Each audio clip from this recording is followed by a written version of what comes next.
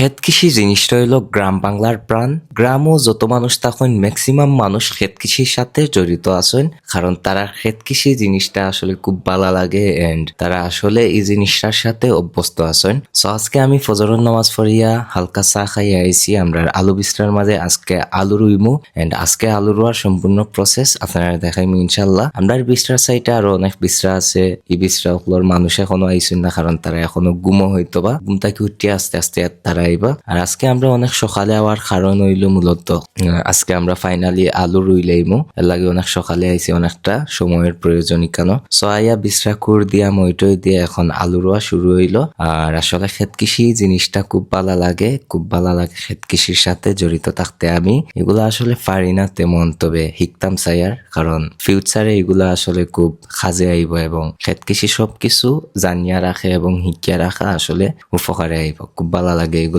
আর আপনারাও কিতা আলু ক্ষেত করেন অবশ্যই কমেন্ট বক্সের মধ্যে জানাইবা। তো আমরা সাইডের জমিনও চাচার জমিনও দেখলাম শাহানুরে তার ট্রেক্টর দিয়া আলবার। তো আমিও আইলাম, আয়া তার আলো ধরলাম, দেখলাম কেমনটা লাগে ট্রেক্টরের মধ্যে ধরলাম। আসলে একটা অনেকটা কষ্ট লাগে, আর যখন ট্রেক্টরের মধ্যে ধরো হয় তখন সারা শরীরও খা ফুটি যায়, মানে সারা শরীরও ভাইব্রেশন হয়। তো আজকের ভিডিও অতটুকু। আজকে আলু রুইয়া বাড়ির মধ্যে যাই আর কি। সবাই অসংখ্য ধন্যবাদ ভিডিওটা দেখার লাগি। ভিডিওটা ভালো লাগলে লাইক কমেন্ট শেয়ার করবা। সবাই ভালো থাকবা, সুস্থ থাকবা। আল্লাহ হাফেজ।